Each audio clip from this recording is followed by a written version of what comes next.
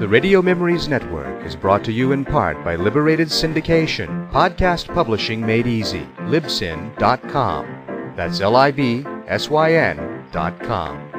Journeys into American history. DuPont presents the Cavalcade of America.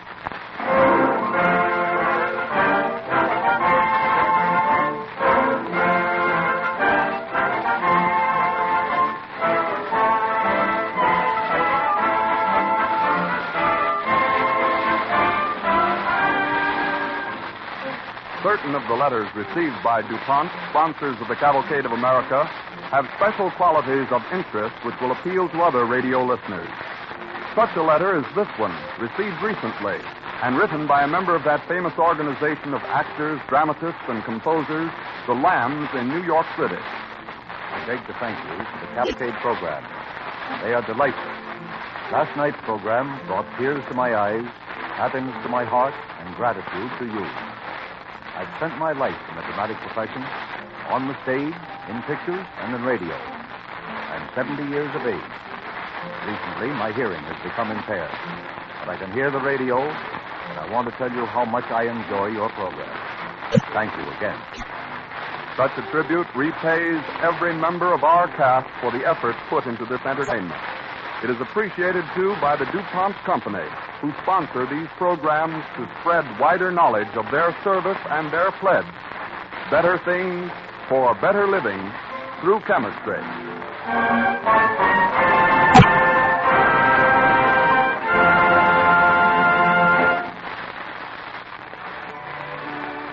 The DuPont Cavalcade Orchestra plays an overture based on some of the original themes used during the broadcasts of the Cavalcade of America, composed and arranged by our musical director, Harold Levy.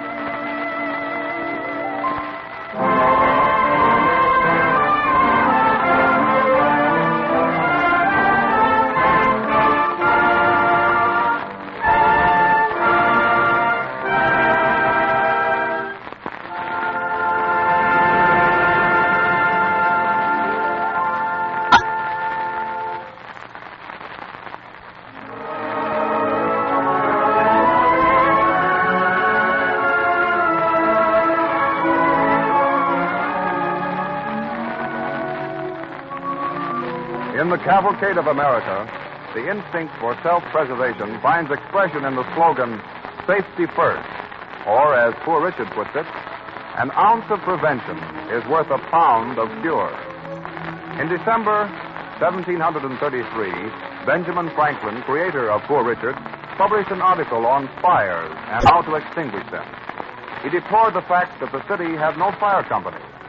True, Philadelphia had then 3 hand-pumping engines placed about the city with nearly 300 leather buckets and a score of hooks for tearing down burning buildings.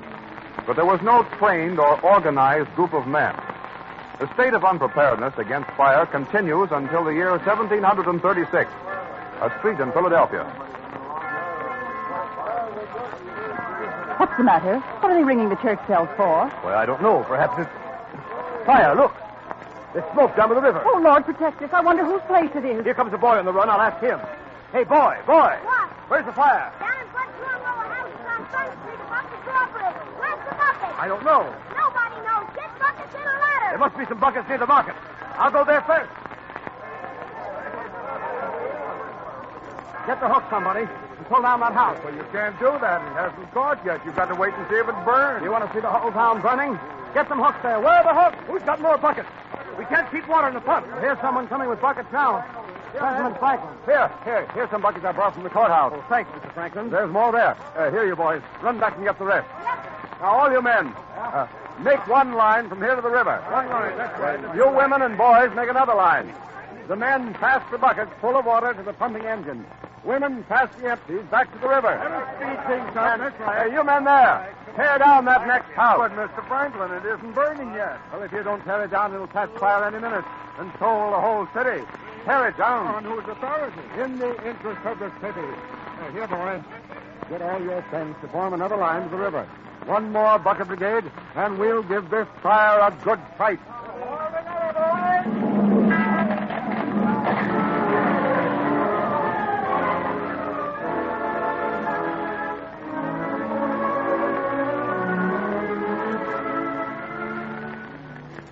This narrow escape opened the eyes of the people to the danger of their unpreparedness. And when, soon afterwards, Franklin began to organize the Union Fire Company for mutual assistance in case of fire, scores of men were eager to join them. But not satisfied with this precaution, Franklin took the next step and organized what is today the oldest fire insurance company in America. In April 1752, a group of distinguished and public-spirited citizens meet in the courthouse in Philadelphia to sign Articles of Association. Franklin is presiding. Governor Hamilton. Yes? As representative of the proprietors of the province, your name should be first on this list. Very well, Mr. Franklin. If you'll put yours immediately under it. Gladly, sir. May I trouble you for the stand, Mr. Finch? We want no blot on our record. Here you are, Mr. Franklin. Thank you.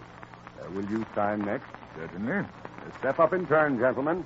If the quill breaks, you will find a penknife in the drawer. Thank you, Mr. Franklin. The Philadelphia Contribution Ship for the Insurance of Houses from Loss by Fire. That's a pretty long title. We've already shortened it. We call it the Hand in Hand. The Hand in Hand? Yes, and the emblem. Here is a drawing of it. 4 hands clasped in Lady to London fashion. Very nice. Each hand seizes the next man's wrist. That's the strongest grip possible. It's almost unbreakable. One of these emblems will be put in full view on every house we insure. And then in case of fire, everyone will know it's under our protection. How will that reduce losses? We'll employ watchmen and patrol. Yes. That'll discourage looting houses in the excitement of fire. And our volunteer firefighters will know we contribute to their company. Franklin, you have the most prudent head in the colony. Pray let me have one of these emblems for my house. We'll send you the first one.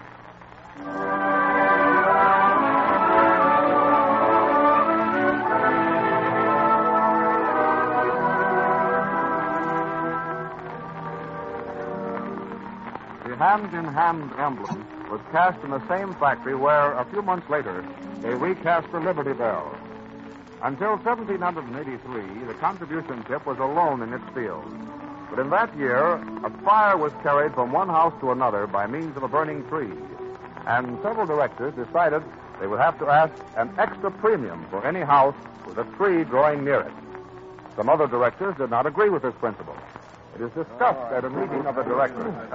Oh, the whole thing is... Gentlemen, it is perfectly evident that a tree close to a house is an added fire hazard. Therefore, we ought, in fairness, put an additional premium on all such policies. It's also perfectly evident, sir, that our streets are lined with fine shade trees, that many of our best houses stand in beautiful groves of trees. I see no reason why we should penalize properties that adorn our fair city. It is not a matter of penalty, but of risk. Let us put it to a vote. All in favor of a new policy? Aye. Contrary-minded? No. The majority stands with me in this business. Then, sir, some of us shall withdraw and make it our business to insure houses with trees around them.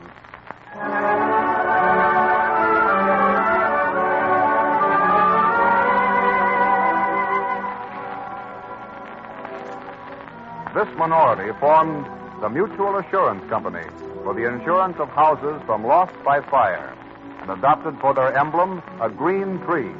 It is called the green tree to this day. For the next 100 years, very little progress was made in protecting property against loss from fire.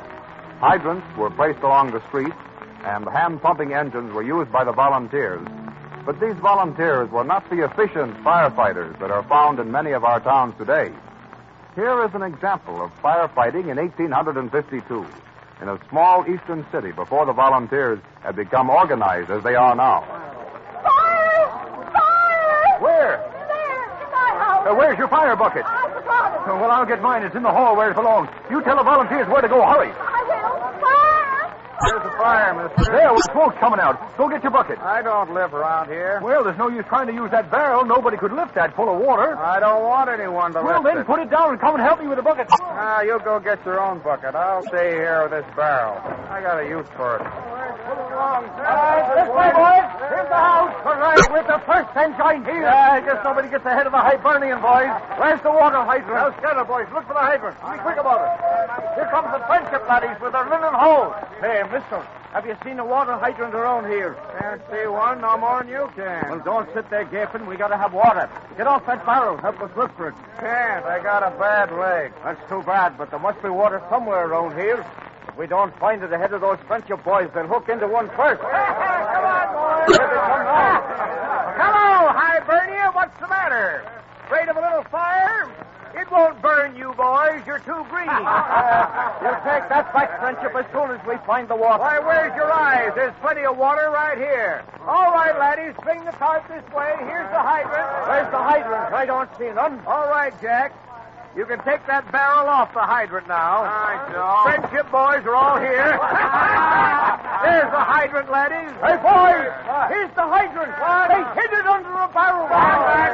Stand back, Hibernia. This is our water. We're putting out this fire. Oh, no. We got here first. We're putting the fire out. What with? With water from that hydrant. You got to hitch up to it first. We will. Come on, laddies. Clear the boat. Clear the boat. It's our fire. Stop it, you fool! The fire's gaining. You want to burn down the whole block? It's no use, lady. They won't stop now till one side wins. Get out of the way.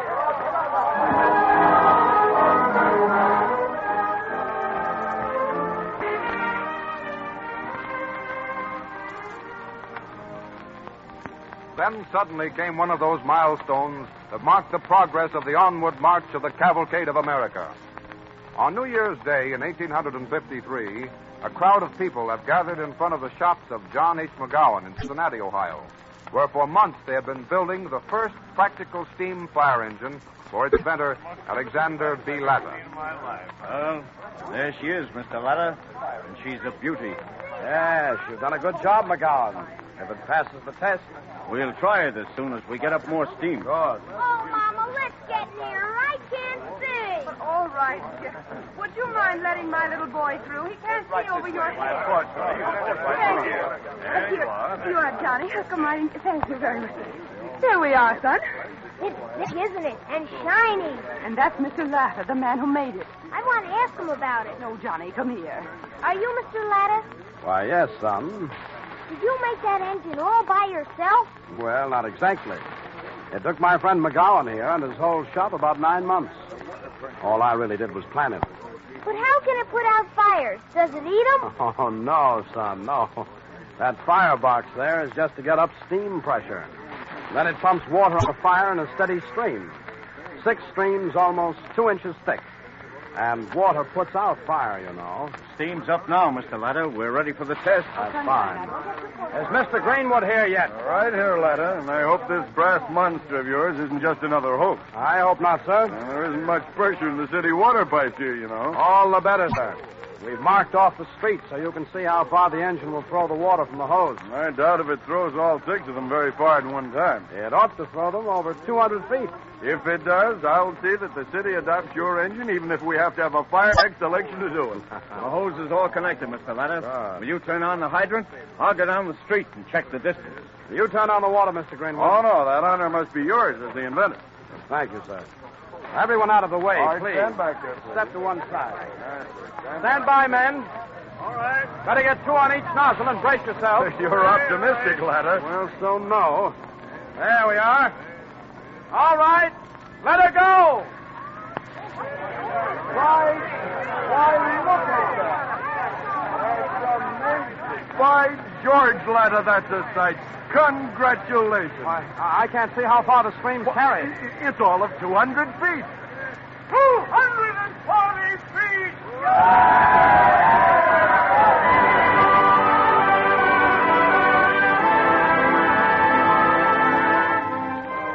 So Cincinnati had the first practical steam fire engine.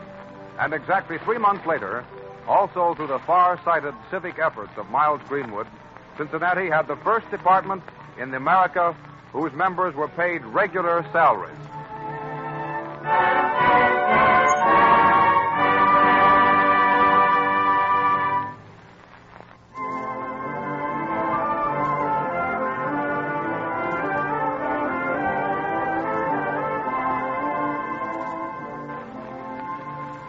The Cavalcade of America, presented by DuPont, moves on. American cities grew in size, but not in safety. Fire buckets were common equipment in public buildings and homes, until in 1905, a great invention based on chemistry brought safety a step nearer. It is evening, and a father comes home to his wife and children. Is that you, John? Hello. Hello, Daddy. Hello, son. What have you got there, Dad? I'll show you in a minute.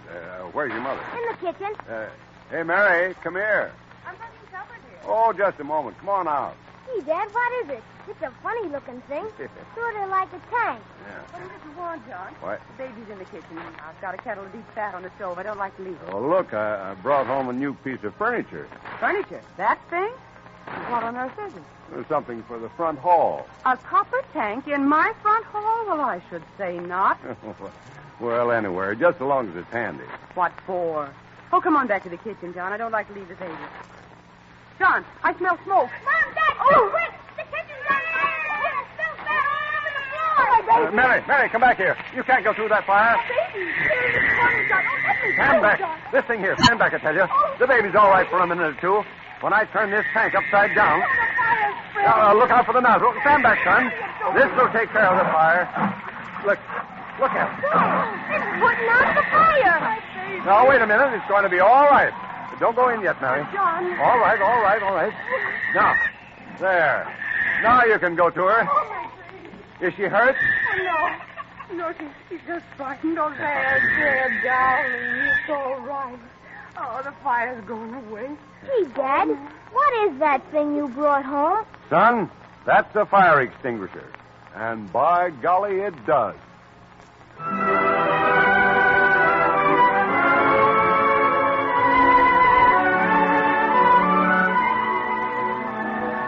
The first practical fire extinguisher was based on a simple chemical principle. When the cylinder was turned upside down, 2 chemicals mixed, generated pressure, and forced the liquid through a short hose. On contact with the fire, the liquid turned to gas that was heavier than air, and so the fire was smothered. Today, we take for granted the elaborate and complex organization of a modern city, which makes equipment and coordination the first factors in safety. Let us trace a great New York City fire in the year 1936. During the evening, a fire starts in a warehouse on the riverfront. For a while, it burns unnoticed by anyone because at this hour, 12th Avenue is almost deserted. Then 2 men pass by. Say, Joe. Huh? I smell smoke. Well, what of it? Funnels of the ships around here are always smoking some. No. This smoke smells sort of bitter and sour-like. Hey, you notice it? I never smelled smoke like this before. Say, I wonder if it... Well, look. Huh? Where? Over at that warehouse. Ain't that smoke coming out over the tops of the window shutters? Why, looks like... Sure. And all along the whole side there. Well, say, the way it pushes out through those thin cracks... Looks like it was coming right through the wall. Up there near the roof. Yeah. Gee, it must be like a furnace somewhere's in there. We better give him an alarm, quick. Yeah, there's a firebox over in the corner. I'll pull the box. You go look for a car. Right.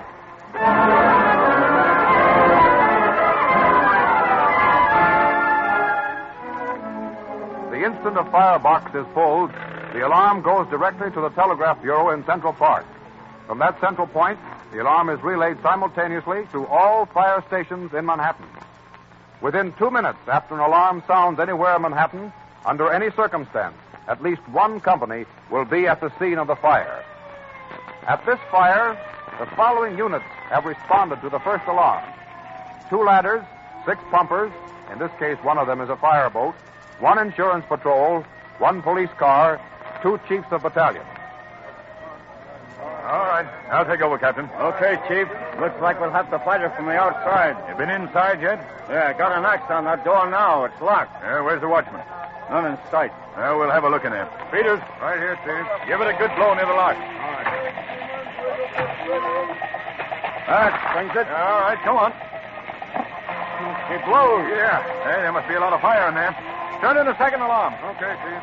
Looks like it's taking all the floors on the riverside. Yeah, we'll have to fight it from the outside, all right. If we open much here, it'll be a big draft. There's an oil tanker tied up to the dock back there. If she catches... Pass the word for the fireboat to get the tanker out in the stream. We'll never hold this with 2 alarms. Send in the third. Okay, Chief.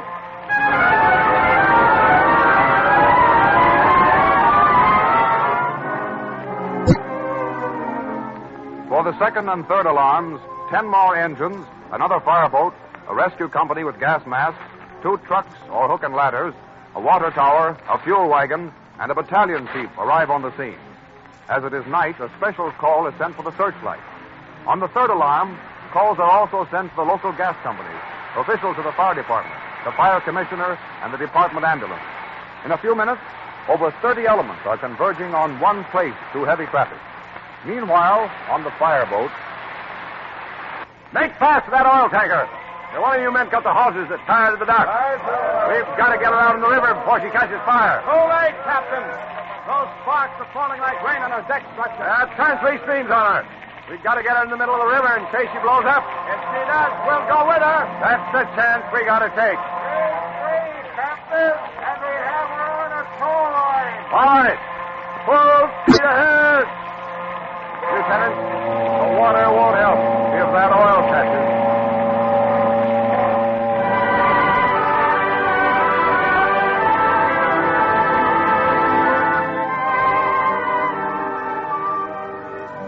Hour after hour, the firemen on water and shore struggled with no thought but to safeguard life and property.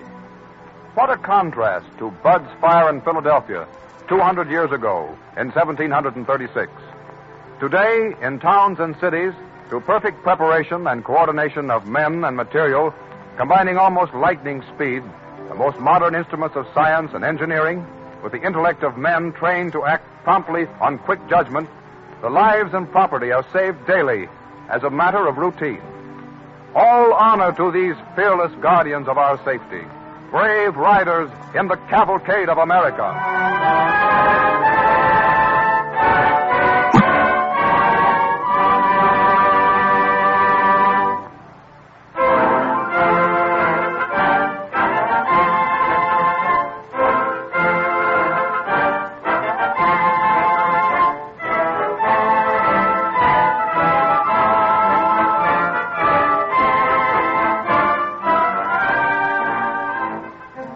Stories told in this evening's program pay tribute to those whose job is to uphold the rule of safety first. But they can't do that work alone. You and I must do our part to make safety first more than just a slogan. A large number of products are available to help everyone to do things the safe way and many of them have been contributed by chemistry. On the stage of this theater from which we broadcast, there is a good reminder of how chemistry aids safety first. Stage scenery is treated with a chemical to make it fire resistant. An important development of DuPont Laboratories is a fire-resistant motion picture screen made of a coated textile for which DuPont's trademark is Fabricoid. This same safety principle, chemical treatment to defeat flames, has recently been made available for homes. Mattresses have frequently been the starting point of fires, but DuPont chemical products are now used by manufacturers to make mattresses fire-resistant. This chemical treatment likewise repels vermin, thus safeguarding health. It is also a comfort to know that when you visit a doctor's office or hospital, to have an X-ray picture made, that safety X-ray film is now used exclusively for such work. DuPont chemists pioneered in the making of this fire-resistant product.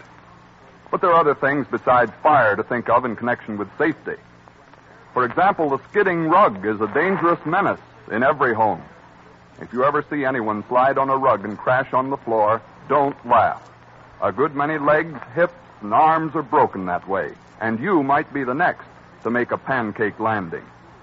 DuPont chemists have minimized that hazard by developing a cushion underlay sold under the trademark Rug Anchor. This product, when placed under a rug, tends to anchor the rug to the floor, thus preventing the danger of skids or slips. Rug Anchor also lengthens the life of the rug because of its cushioning effect. If you would like to have a sample of Rug Anchor so you can test its non-slip properties for yourself, just write to DuPont, Wilmington, Delaware. We'll be glad to send you free a piece 5 inches square, large enough to put under a vase or some other object about the house to prevent skidding. Merely write to DuPont, D-U-P-O-N-T, Wilmington, Delaware, and ask for your free sample of DuPont's non-skid underlay Rug Anchor. All the Safety First products that I have mentioned show how DuPont chemists make good their pledge. Better things for better living through chemistry.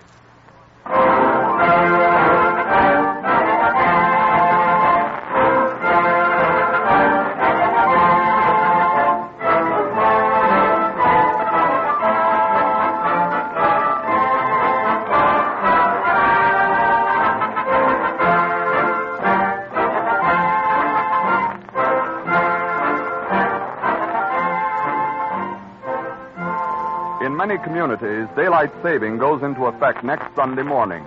So Self-Reliance, a story of courageous American women, will be heard next week at 8 p.m. Eastern Daylight Saving Time, when DuPont again presents the Cavalcade of America.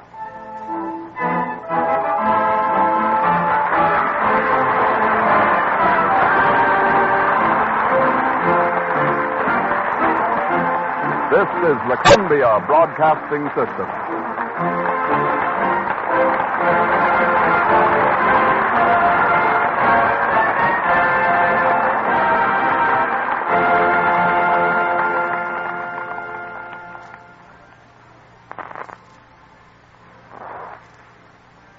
WABC, New York.